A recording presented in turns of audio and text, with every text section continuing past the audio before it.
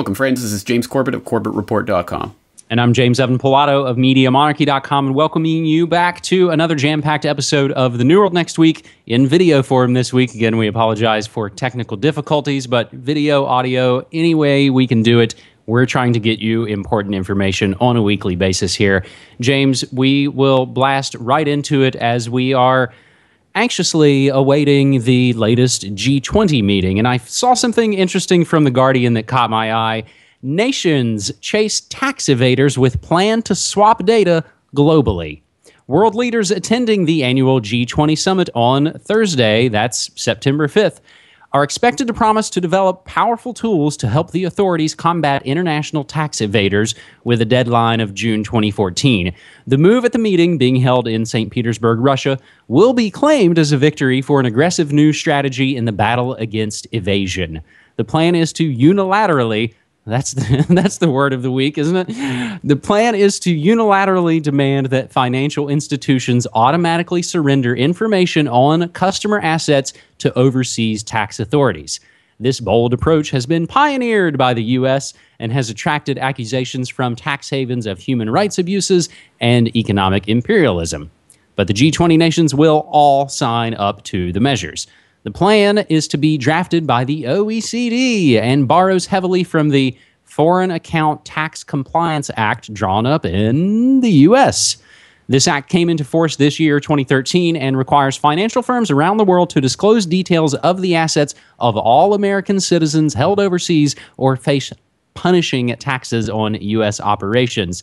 However, James, just so you don't think that this is just for, the plebes like you and I, the G20 heads of state are also expected to give their formal backing to an unprecedented program of tax reform designed to curb widespread tax avoidance strategies pursued by multinational corporations. James? Yes, this is an exceptionally important part of what's going on at the G20 that is inevitably going to be overshadowed by all of the Syria talk and things of that nature. But this is truly one of the building blocks, one of the cornerstones of the future world government, and one of the things that needs to be put in place before there can even be talk of some sort of global taxation system, which would be the core, the nucleus of future world government.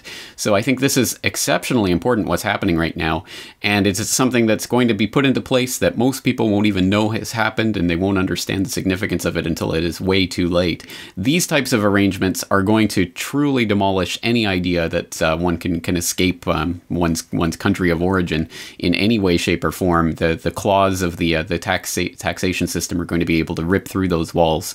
And it is, as I say, it's an exceptionally important part of the foundations for the internationalization of the taxation scheme that is the cornerstone of world government. So I hope people are going to keep their eye on this and see what comes out of this G20 meeting, because again, I think this is probably going to be overshadowed by some of the more pressing geopolitical concerns, such as Putin's contempt for Obama will drive the G20 summit. James, you had sent me that article, and it's an interesting one to see. All these countries are meeting, so many things going on in the world, but it's all basically coming down to World War III. Are these handful of nations going to be insane enough to kind of continue the insanity that's already going? So one other related note will tie in there, James. Syria, Egypt, strife sparks surge in cyber attacks. So we're seeing a lot of that. And again, we touched on that last weekend with the dreaded Syrian electronic army. So we're seeing those stories kind of reverberate, and the questions all seem to be floating around. Will there have to be some sort of catalyzing catastrophic event to really kickstart things? So unfortunately, we're left to speculate about that. As we move to our second story this week, James, I think it fits well with something we touched on a few weeks ago, and I think it just further expands upon it. And as we did a couple of weeks ago, I think almost each week, James, you and I could do the straight New World Next Week episode, and then just one catching up and updating all the other stories that we've been following in the recent weeks. So having said that, from the fantastic site, I always pull a lot from it, allgov.com, AT&T helps DEA collect more phone calls than NSA. With help from AT&T, the DEA, that's the Drug Enforcement Agency, has spent the past 6 years secretly and routinely accessing the company's database containing decades of records of Americans' phone calls, of course reported by the New York Times. Known as the Hemisphere Project, the government has paid AT&T to place its employees in drug-fighting units around the U.S., helping DEA agents and local police by supplying them with phone data from as far back as 1987. Whereas the NSA claims it stores its phone call data for only 5 years, the Hemisphere Project includes calls dating back 26 years. It also covers every call that passes through an AT&T switch, not just those made by AT&T customers. Perhaps more importantly, the Hemisphere Project data includes information of the locations of callers, something even the NSA data allegedly doesn't do. The Hemisphere Project's database is continuing to grow each day by about 4 billion call records. According to government slides from the White House Office of National Drug Control Policy that the New York Times obtained from Drew Hendricks, a peace activist in Port Hadlock, Washington State. The Obama administration has defended the DEA operation, saying it has proved especially useful in finding criminals. In addition, officials note that the phone data is stored by AT&T and not by the government, as in the NSA program. So, James, we will include the flashback to just 3 or 4 weeks ago here on New World Next Week. Trail of U.S. criminal investigations altered to cover up DEA units' role as data source. James. Well, I know this is not a particularly new thing to say, but I can't understand how people's blood does not boil to see this constitutional scholar / president asserting that, yeah, it's okay, this completely unconstitutional Fourth Amendment shredding database and the way that we access it without the proper authority to it, it's okay because it helps us catch some criminals, which is, of course, not a constitutional argument at all. That has nothing to do with the Fourth Amendment or the Constitution. It doesn't matter how many criminals you catch, or if you catch any criminals, or if you catch every criminal by violating the Constitution, it's still illegal.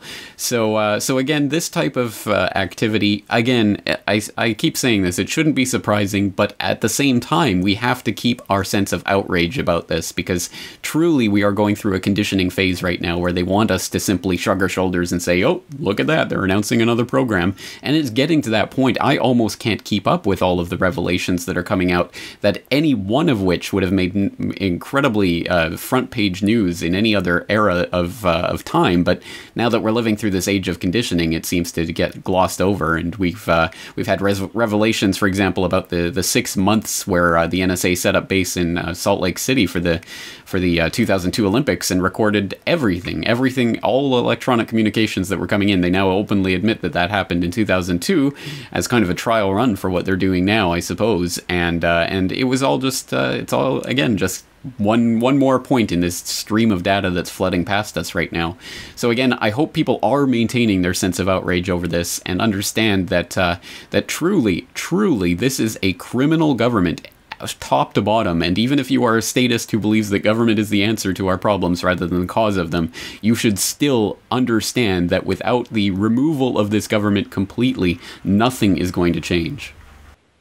I've cited often, James, and I think it goes back towards closer to 9/11. Then, of course, The Onion had some quick piece of, nation suffering from fatigue, from outrage fatigue. And I think that's what you're so many things coming out right now, jaw-dropping, earth-shattering revelations coming out by the multitudes every day. And we now just kind of stack them up and go, oh, yeah, we kind of knew that. Just add it to the list, and we have to keep kind of, trudging on and try and make sense of all this. Because you have to do something. I contacted my senator. I contacted the White House the other day just to say, hey, I'd like to be the 245th million person to call and write you to say, we don't want this at all, but it looks like you're going to go do it anyway. Yeah, it just complete kind of wall-to-wall lawlessness. Having said all that, James, we'll move to our third and final story this week, the de facto, is this an unmitigated good segment of New World Next Week? And we'll take it from the always interesting threat level. California abruptly drops plan to implant RFID chips in drivers' licenses. Following complaints from privacy groups, California lawmakers last Friday, August 30th, suspended legislation to embed radio frequency identification chips, or RFIDs, into driver's licenses and state ID cards. The legislation, Senate Bill 397, was put on hold by the State Assembly Appropriations Committee, despite it having been approved by the California Senate, where it will likely be reintroduced in the coming months. Had the measure passed, it would have transformed the Golden State's standard form of ID into one of the most sophisticated identification documents in the country, mirroring the 4 other states that have embraced the spy-friendly technology. Radio frequency identification devices already are a daily part of the electronic age, found in passports, library and payment cards, school ID cards, and eventually are expected to replace barcode labels on consumer goods. Those aforementioned 4 states, Michigan, New York, Vermont, and Washington State, have already begun embedding driver's licenses with the tiny transceivers and linking them to, what? A national database complete with headshots controlled by the Department of Homeland Security. The enhanced cards can be used to re-enter the U.S. at a land border without a passport, but considering the shape we're in, who the hell would want to do that? In closing, the IDs are the offspring of the 2009 Western Hemisphere Travel Initiative, requiring travelers to show passports when they cross the U.S. border of Canada and Mexico. Those carrying the EDL, Enhanced Driver's Licenses, or an Enhanced State ID, do not have to display a passport when traveling across the country's government-run land borders. James, this is, even as I just go through it, it's ridiculous. It's ridiculous, but this is exactly the way things are done, exactly like the way the G20 is putting in these international treaties behind the scenes to make this global tax compliance grid. They're also putting in all these treaties behind the scenes to make all of these standardized systems for state IDs and the like that will eventually inevitably become the national ID. And it will look like your state driver's license, but it will be completely 100% fed into the national databases and controlled by the DHS, exactly as this article breaks down. So this is a good thing. I don't want to downplay the fact that this legislation has been temporarily shelved, and that is a victory of sorts. And it's the type of victory that we've been having time and time again since at least the middle part of last decade, when the Real ID Act was slated to come in and to basically make this a done deal by now. That's been put off time and time again, and it's been making headway here and there, and they've been trying to wedge it in through these various treaties, but it's very slow in coming, and that is a good sign that people are still concerned enough to be putting up that kind of effort against this. And people who are interested might turn back to a recent interview I had with Kaye, who's working in Oklahoma to try to put this through the courts in a way that will block it from the states from being able to use biometric ID at all. And we'll see how that court case continues to unfold. But again, these are the types of initiatives that at the very least can push back their agenda, and it is a war of attrition, exactly like the censorship issue, the internet censorship issue, and everything else, where they just keep coming back again and again and again and again and again until eventually one time they manage to get it through.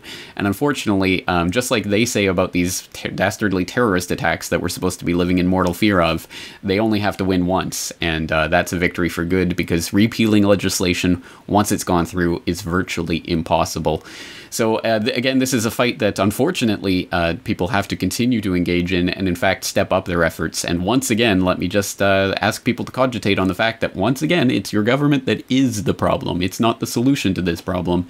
It is the problem. It is the big crowbar by which the cronies and the oligarchy manages to shoehorn all of their police state gadgetry and other technological control grid items in through the back door and forces it on everyone. So again, people have to fight back against this any way they can. My hat's off to the people of California for at least pushing this back a little bit.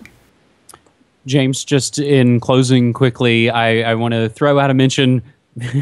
Neither of us are wearing the shirts right now, but our good friend at wearethird.net wanted me to mention, and you and I have both worn his shirts on New World Next Week. So I wanted to throw out a mention to wearethird.net, and also mention and remind folks to submit possible stories to New World Next Week using hashtag New World Next Week. And we've already, just in the month or two that we've kind of pushed the idea, found amazing stories that, again, James and I can't keep track of all of it. So we appreciate, any kind of news tips and, of course, spreading this show and this information. That's it. Let's leave it there for now. I'm looking forward to next week. Thank you again for your time. Thanks so much. Take care.